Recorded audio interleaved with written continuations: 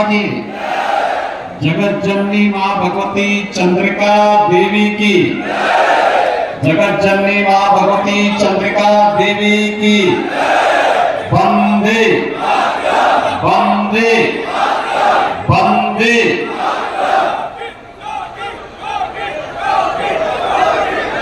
कलम और क्रांति की पावन धारा मां गंगा का आशीर्वाद जिस पावन धरती को निरंतर प्राप्त होता है, ऐसी पावन धरा को, जिस पावन धरा ने अमर शहीद चंद्रशेखर आजाद, राव नाम बख्श सिंह जी, चंद्रिका बख्श सिंह से जैसे अनगिनत वीरों को जन्म दिया है, इस पावन धरा को कोटि कोटि नमन करता हूं।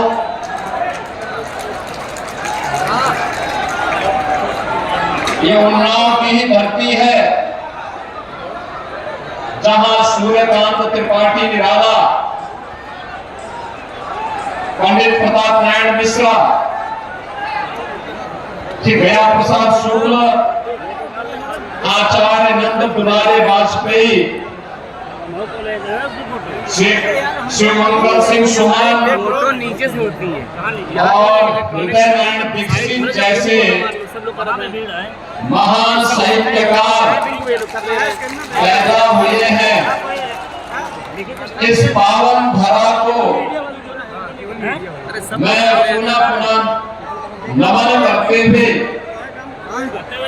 अमर शहीद वीर गुलाब सिंह मोदी की इस पावन धरा को नमन करता हूं और आप सबका मैं हृदय से अभिनंदन करता हूं।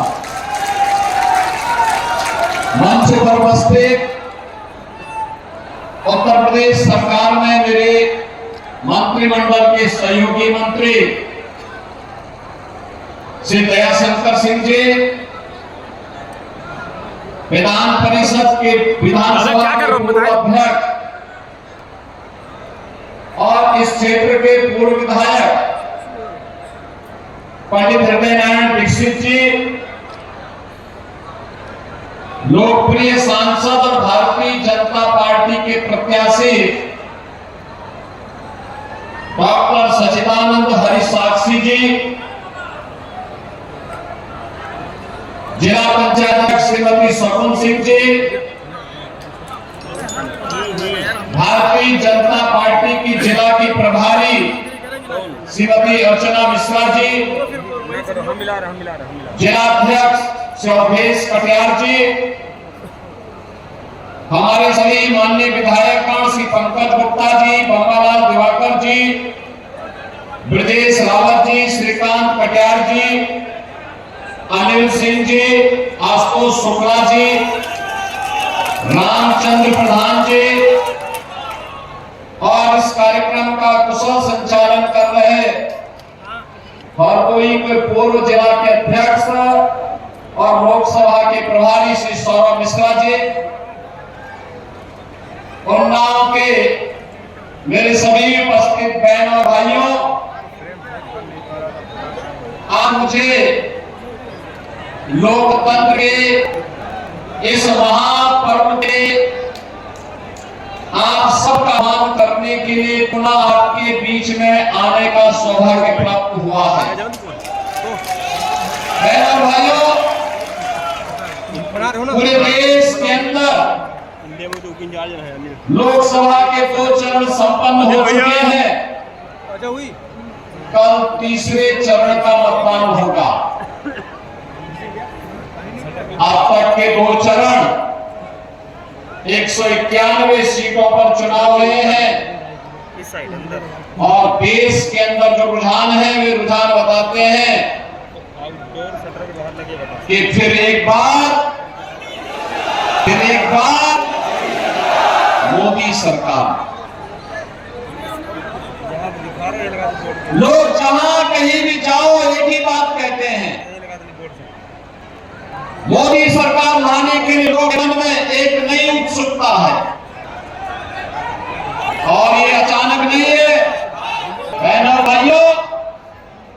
पिछले 10 वर्ष के अंदर भारत में जो परिवर्तन करके मोदी जी ने दिखाया है, इसके प्रति आम जनमानस के मन में एक सम्मान और श्रद्धा का भाव है और हर व्यक्ति चाहता है कि मोदी जी तीसरी बार देश के प्रधानमंत्री बने। भाइयों, देश के अंदर भारत का वैश्विक मंच पर सम्मान दिलाने का मामला हो या देश की सीमाओं को सुरक्षित करने का, देश के आतंकवाद और नक्सलवाद की समस्या का समाधान करने का हो या फिर बड़े बड़े विकास के परियोजनाओं को आगे बढ़ाने का, गरीब कल्याणकारी योजनाओं की तो कोई गिनती ही नहीं। 2014 और 2014 के पहले और 2014 के बाद के कार्यों की अगर हम तुलना करते हैं तो जमीन आसमान का अंतर आपको नजर आएगा। बहनों और भाइयों, याद करिए 2014 के पहले गरीब भूख से मरता था, कोई पुरसाहार नहीं था। गरीब चिकित्सा के भाव में दम तोड़ता था, कोई पूछने वाला नहीं था। 2014 के पहले गरीब के घर में या सामान्य परिवारों के घर में भी अगर रसोई गैस का सिलेंडर कभी समाप्त हो जाए और दूसरी व्यवस्था नहीं है, उसको तत्काल रसोई गैस नहीं मिल पाती थी क्योंकि किल्लत थी, ब्लैक मार्केटिंग होती थी और अगर किसी ने कुछ ज्यादा बोल दिया तो पुलिस के डंडे पड़ जाते थे। बहनों और भाइयों, गरीब सर्दियों में जाड़े में ठिठुरने के लिए मजबूर होता था, बरसात में भीगने के लिए मजबूर होता था क्योंकि सिर ढकने के लिए छत नहीं हुआ करती थी। नए भारत में आज आप देख सकते हैं 2014 के पहले भी आपने इस बात को देखा होगा। पहले ये गर्मी है, इस समय बुंदेलखंड, बिंद और तमाम क्षेत्रों में टैंकर से पानी जाने थे, गांव के गांव खाली हो जाते थे क्योंकि सूखा पड़ जाता था। बहनों और भाइयों, 2014 के बाद का भारत आज 80 करोड़ लोग देश के अंदर फ्री में राशन की सुविधा प्राप्त कर रहे हैं। 80 करोड़ लोग, 60 करोड़ लोगों को आयुष्मान भारत की सुविधा मिल रही है। 50 करोड़ लोगों के जनधन अकाउंट खुल गए। अगर ये 60 करोड़ लोग जिन्हें आयुष्मान भारत की सुविधा प्राप्त हो रही है, इनमें से या इसके बाद अगर कोई अन्य व्यक्ति कभी उसके परिवार में कोई बीमार होता है, सुविधा नहीं, उसके पास इतना साधन नहीं, अगर वह हमारा विधायक, सांसद या कोई पदाधिकारी या वह पीड़ित भी अगर मुझे पत्र भेज देता है तो हम उसके खाते में सीधे पैसा भेजते हैं क्योंकि मोदी जी ने अकाउंट खोल दिया है और पैसा भेज करके उसे कहते हैं निश्चिंत होकर के अपना उपचार कराओ। जब सरकार साथ में खड़ी है तो चिंता की कोई बात नहीं। बहनों भाइयों, किसान सम्मान निधि प्राप्त करना है। 2014 के पहले किसान आत्महत्या करता था, नौजवान पलायन करता था। आपने देखा होगा कि अकेले उत्तर प्रदेश में हम लोगों ने 6.5 लाख नौजवानों को सरकारी नौकरी दी, 61 लाख नौजवानों को निजी क्षेत्र में वे निवेश में नौकरी की सुविधा प्रदान कराई। 2.25 करोड़ हस्तशिल्पी, कारीगर और स्टार्टअप स्थापित करने वाले नौजवानों को, उद्यमियों को हम लोगों ने स्वतः रोजगार के साथ जोड़ने का काम किया और प्रधानमंत्री मोदी जी के नेतृत्व में विगत 1 वर्ष में भारत सरकार ने 10 लाख युवकों को नौकरी उपलब्ध कराने का काम किया है। आज नौजवानों के नई योजना, प्रधानमंत्री स्टार्टअप की योजना, प्रधानमंत्री स्टैंड अप की योजना, प्रधानमंत्री मुद्रा की योजना उत्तर प्रदेश के अंदर विवेकानंद, स्वामी विवेकानंद तकनीकी सक्षमता की दृष्टि से टैबलेट वितरण के कार्यक्रम, यही अंतर है।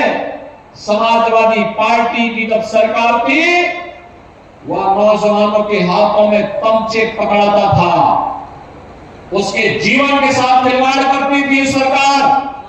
और आज हमारी सरकार टैबलेट पकड़ा रही है, नौजवान के हाथ में टैबलेट, स्मार्ट युवा बने। बहनों और भाइयों, एक तरफ विकास के कार्य, गरीब के मकान है, और मोदी जी ने भी कहा है कि 4 करोड़ गरीबों के मकान में, बाकी जितने बचे होंगे अगले 5 वर्ष के अंदर सबके मकान बन जाएंगे। आप भी जाके बोलिए, आप कर सकते हैं, किसी भी गरीब को अगर किन्हीं कारणों से छूट गया है, अगले 5 वर्ष में उसके मकान बनेंगे। जिसके बाद कार्ड में 70 वर्ष से ऊपर का हर व्यक्ति आयुष्मान भारत के कार्ड का भागीदार बनेगा। जिसके